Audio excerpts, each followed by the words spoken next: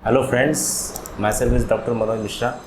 आज मैं आपको एक ऐसी बीमारी के बारे में बताऊंगा जो कि आजकल बहुत ज्वलनशील है, जो देखने को हर घर घर में आपको देखने को मिलेगी। जैसे एक कॉमन सी बीमारी है जो तीन बीमारी देखने को मिलेगी। First is diabetes, second is hypertension and third one is जो बहुत है that is hypothyroidism, thyroid disorders की वजह से, जिसे थायराइड टॉक्सिकोसिस बोलते हैं।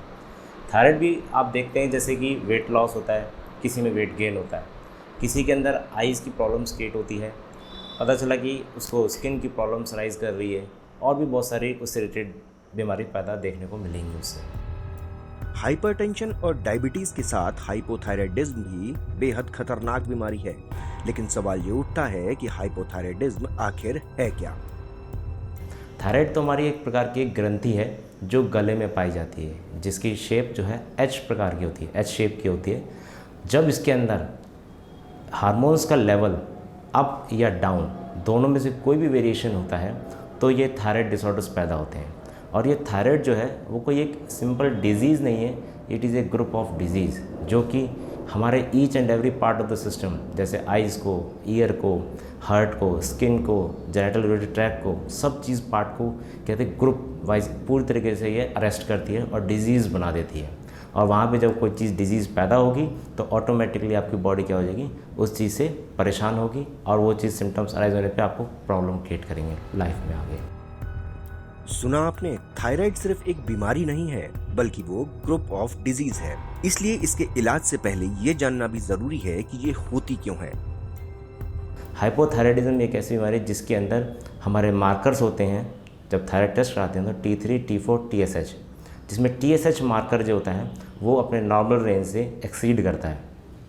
थायराइड की बीमारी होती है, लेकिन ये डिजीज़ ड्रग की वजह से भी होती है। जैसे आजकल सबसे कॉमन है इस समय हम ड्रग्स जो यूज़ करते हैं, जैसे आपका स्टेरॉइड्स आजकल सबसे ज़्यादा जो इस्तेमाल किया जाता है स्टेरॉइड्स। और इवन आप देखेंगे फास्ट फूड्स और बेवरेजेस, जो कोल्ड ड्रिंक्स वगैरह जितनी भी होती हैं, ये क्या करती हैं, हमारे हाई कैलोरी डाइट इंक्रीज़ कर देती हैं। और मतलब हमारे, अगर मैं दूसरी मेडिकल भाषा में अगर मैं बोलूँ तो ये हमारे मेटाबॉलिक रेट को इंक्रीज़ करती हैं और हमारे बॉडी के सिस्टम को डिस्टर्ब कर देती हैं। क्योंकि ये सिस्टम तब डिस्टर्ब भी ज़्यादा तब करता है जब हम उस एनर्जी को हम यूटिलाइज़ नहीं करते। जैसे आजकल का अगर शेड्यूल देखा जाए और आजकल की बिजी लाइफस्टाइल देखा जाए तो हमारी लाइफस्टाइल है सेडेंटरी लाइफस्टाइल। ज़्यादातर वर्किंग करना है, लैपटॉप्स पे करना है, घूमना फिरना बहुत ही ना के बराबर है। तो ये सारी प्रॉब्लम्स क्या करती हैं, हमारी कैलोरी बर्न होती नहीं है और इन द फॉर्म ऑफ हमारी वो एनर्जी स्टोर्ड हो जाती है।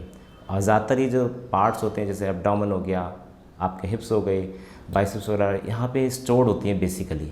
और वहाँ से क्या है कि ना, वहाँ से वो बर्निंग प्रोसेस हो नहीं पाती और उसके आसपास जो भी ग्लैंड्स होते हैं और जो भी ग्रंथियाँ होती हैं वो सब अफेक्ट होने लग जाती हैं। जैसे कॉमन चीज़ है फैट। जैसे फैट हमारे गले के आसपास जब इकट्ठा होने लगता है तो ग्लैंड्स के अंदर वो ऑक्सीजन का पेनिट्रेशन, परफ्यूजन वो हो नहीं पाता प्रॉपरली, जिसकी वजह से वो उसकी सप्लाई और उसकी वो चीज़ कम होने लगती है और उससे ज़्यादा बीमारी जो होती हैं वो पैदा होने स्टार्ट होने लग जाती है। इसकी सिम्टम्स की बात करेंगे तो पहला सिम्टम्स जो उसका बेसिकली आता है, पेशेंट कंप्लेंट करके सर मेरा वेट गेन हो रहा है। तो वेट गेन के हम कारण हम क्या सोचते हैं कि भाई इसकी बिंज ईटिंग हैबिट्स है, सेडेंटरी लाइफस्टाइल है। इसको दूर करने के बावजूद भी कई बार क्या होता है, ये चीज़ दूर नहीं हो पाती। तो उसके लिए हमें सोचना पड़ता है कि आखिर रूल आउट करना पड़ता है कॉज क्या है। तो सबसे पहले जो हमको समझ में आता है वो है आपका आता है थायराइड। तो थायराइड के केस में जो ख़ास तौर से हाइपोथायराइडिज्म में हमारा एनाबॉलिक रेट बढ़ जाता है, जिसकी वजह से हमारी बॉडी के अंदर फैट डिस्ट्रीब्यूशन जो है वो एबनॉर्मल होने लग जाता है। हमारी वो आर्टरीज़ में, वेन्स में, सब जगह वो जमने स्टार्ट कर देता है। ख़ास तौर से हार्ट की वेसल्स में, लिवर के चारों ओर, जिसकी वजह से फैटी लिवर होता है। और इवन जितने भी आपके ग्लैंड्स हैं, चाहे स्प्लीन हो, इवन हमारा कोई भी ग्लैंड हो, उस पर स्टार्ट हो जाता है। अलग अलग लक्षण हैं, जैसे आइज़ के ऊपर अलग लक्षण है, हमारे जेनिटल ट्रैक्ट के ऊपर अलग लक्षण है, और इवन अलग अलग सिस्टम वाइज। पहले हम बात करते हैं आइज़ के ऊपर। आँखों के अंदर खास बात है कि पेशेंट पहले ये बोलेगा कि सर मेरे को जो आईसाइट है वो वीक हो रही है। वो वीक होने का कारण क्या है कि हमारा जो ऑप्टिक नर्व है और जो हमारा ऑप्टिक एरिया है उसके पीछे क्या होता है, फैट डिस्ट्रीब्यूशन स्टार्ट हो जाता है, और जिसकी वजह से आई बॉल आगे की तरफ पुश हो जाता है। और पुश होने की वजह से हमारा आई साइट डेविएशन वगैरह वो प्रॉब्लम राइज करती है। लेकिन जैसे ही थायराइड की जब मेडिसिन स्टार्ट होती है तो वो जो फैट डिस्ट्रीब्यूशन है वो डिज़ोल्व हो जाता है और फिर पर्टिकुलरली वही चीज़ रीगेन हो जाती है आई से। फिर सेकंड कंप्लेंट से आती है उसके बाद कि थायराइड के अंदर कि वेट गेन हो रहा है जनरल सिम्टम्स के अंदर, और इवन उसकी स्किन की डिजीज़ पैदा हो रही है, कोई फंगल इन्फेक्शंस हो गया, तो वो प्रॉब्लम उसको बहुत ज़्यादा इंटरफेयर करता रहेगा क्योंकि मेटाबॉलिज्म डिस्टर्ब हो चुका है। तो उसकी वजह से जो उसकी प्रॉपर वे में एक डिस्ट्रीब्यूशन है आपका कि टर्नओवर है, वो टर्नओवर कंप्लीट नहीं हो पाता, वो मल्टीपल फॉर्म में इंक्रीज़ करता ही जाता है लेकिन उसको सॉर्ट आउट नहीं होता। उसके बाद जैसे हमारे आसपास एब्डोमेन की बात करते हैं, तो एब्डोमेन के अंदर फीचर्स क्या होता है, फैट डिस्ट्रीब्यूशन हुआ, इवन वहाँ पे पाई जाने वाली बहुत सारी ग्लैंड्स हैं और बहुत सारे मेजेंट्रिक पार्ट्स हैं, जैसे आपका कॉमन सी चीज़ है अपेंडिक्स जिसे हम बोलते हैं। तो अपेंडिक्स के अंदर भी यही कंडीशंस राइज करने लग जाती है फैटी डाइट्स इस्तेमाल करने की वजह से, और आपका इन सब चीज़ों की जो ख़ास तौर से जो हाई कैलोरी डाइट है तो वो क्या करती हैं, वो उसको इंटरफियर करती हैं, वहाँ पे उसको ब्लॉकेज पैदा करती हैं उस जगहों पे, वहाँ इन्फ्लेमेशन पैदा करती हैं, सूजन पैदा करती हैं, उसके बाद वो सीधे करते हैं अदर कंडीशन में चेंज हो जाती है, इन्फ्लेमेटरी चेंजेस आते हैं, एब्डोमेन पूरा टाइट हो जाता है। वो आगे चल के अगर जितना ही फैट डिस्ट्रीब्यूशन ज़्यादा होगा उसकी वजह से प्रॉब्लम ज़्यादा राइज करेंगी, ख़ास तौर से जैसे पेनक्रियाज है हमारा, जहाँ से हमारी इंसुलिन बनती है, डायबिटीज़। तो एक फैक्टर जो मैं आपको पहले ही बता रहा था कि ये तीनों खास तौर से 3 disease, diabetes, hypertension and last thyroid, ये आपस में इंटरलिंक्ड हैं आपस में।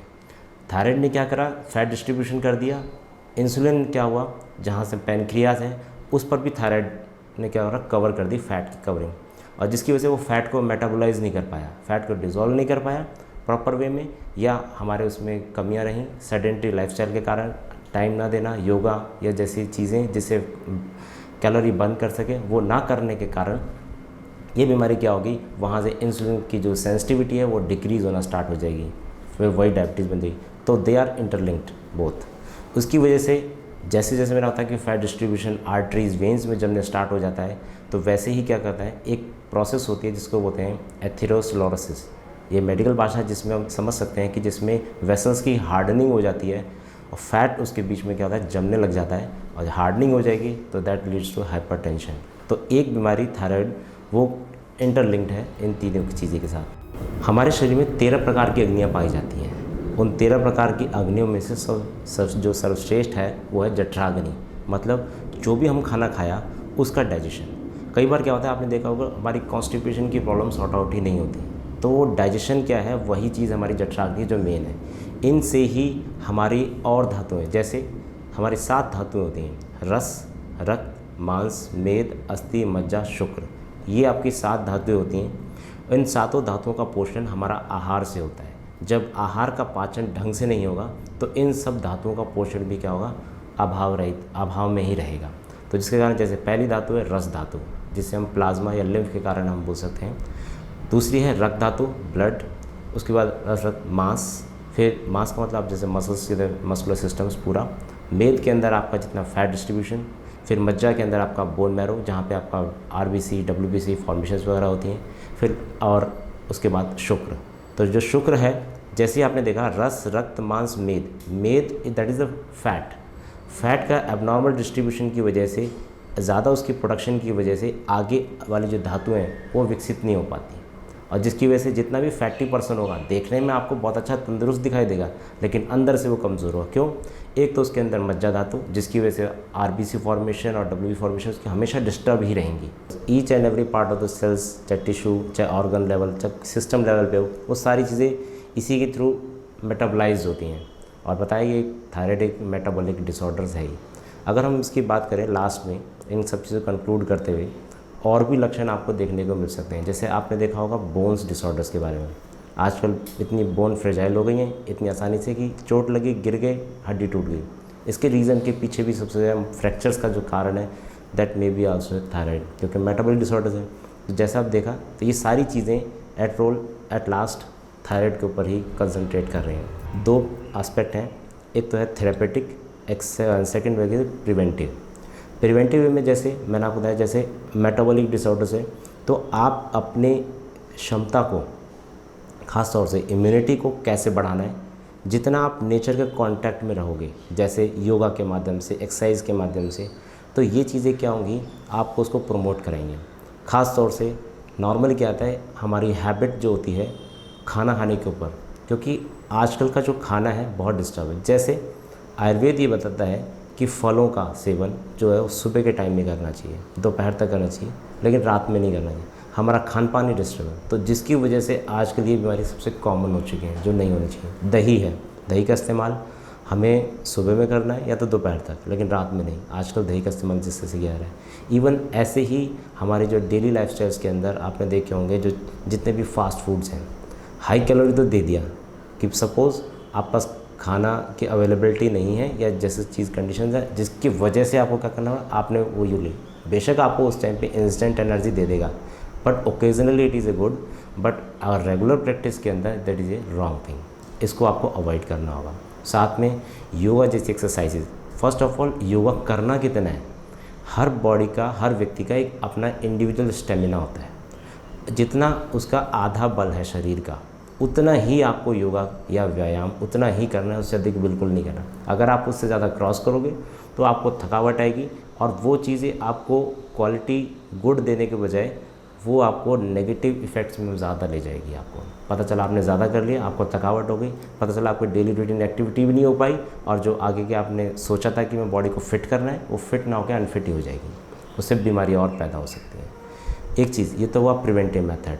फिर आपका आता है एक थेरेपेटिक मेथड, जिसमें आप मेडिकली आप देखेंगे तो मेडिसिन का इस्तेमाल किया जाता है। जो थायराइड्स के जो हार्मोन लेवल होता है उसको वो मेंटेन करता है। नॉर्मली अगर एलोपैथिक में देखा जाए तो ये ट्रीटमेंट लाइफ लॉन्ग होता है जो यूज़ करना होता है, और उसका कोई और ट्रीटमेंट नहीं है। लेकिन इन केस ऑफ आयुर्वेदा ये क्या करता है कि लगभग अप्रॉक्स 6 मंथ्स टू 1 ईयर्स तक अगर ट्रीटमेंट, रेगुलर ट्रीटमेंट लिया जाए और हर चीज़ को फॉलो अप किया जाए तो आप इस बीमारी से फ्री हो सकते हैं परमानेंटली। आयुर्वेद में बहुत सारी ऐसी मेडिसिन हैं जो इसको इम्प्रूव करती हैं। जैसे काचनाल है, काचनाल छाल हम इस्तेमाल करते हैं, इसका घनसत्व बना के इस्तेमाल किया जाता है। इस तरह से गोखरू है, आरोग्यवर्धनी वटी है, और कुछ मल्टीपल कंपाउंड्स में कुछ ड्रग्स इसको लिए जाते हैं जो बेसिकली क्या करते हैं, वो अग्नि, मतलब अगर बात करूं मेटाबॉलिक डिसऑर्डर्स को करेक्ट करते हैं और कुछ नहीं करते। मतलब हमारे सारे जितनी भी बीमारियां होती हैं, आयुर्वेद में बोला गया सारी बीमारियां पेट के रोगों के कारण होती हैं, उदर रोगों के कारण होती है, वो है अग्नि की विषमता के कारण। चाहे अग्नि अत्यधिक हो, चाहे कम हो या विषम हो, कभी ज़्यादा कभी कम। जब हम अग्नि को सम्य बना देंगे, मतलब बिल्कुल नॉर्मल कर देंगे, तो हमारे को कोई व्याधि या बीमारी होगी ही नहीं। हमारा कंसेप्ट बस यही है। आयुर्वेद के थ्रू हम क्या करते हैं, हम उसके मेटाबॉलिज्म को बिल्कुल करेक्ट कर देते हैं, और जिससे और जितनी जनित व्याधियाँ हैं, जैसे हड्डियों की, आँखों की, नाक की, कान की, पेट की, और जो भी बचती हैं वो सब दूर हो जाती हैं। तो बेसिकली ट्रीटमेंट है उसके मेटाबॉलिज्म का। तो जिसमें आपको बताया मैंने काचनाल है, तो खास तौर से बहुत इफेक्ट है। इसके अंदर आपका त्रियुष्णादि लौह बहुत अच्छा काम करता है। इसके अंदर आरोग्यवर्धनी वटी और हमारी पीयूष वल्लभ के पीयूष की जो ग्रंथि होती है उसको मेटाबॉलिज्म डिसऑर्डर्स को दूर करने के लिए, आपको करेक्ट करने के लिए आपका वातगजांकुश रस है, क्योंकि जो वृद्धि हो चुकी है उसको भी करेक्ट करता है। इवन और कोई अदर डिजीज़ है तो एज़ पर द डिजीज़ उसका ट्रीटमेंट को फॉलो किया जाता है।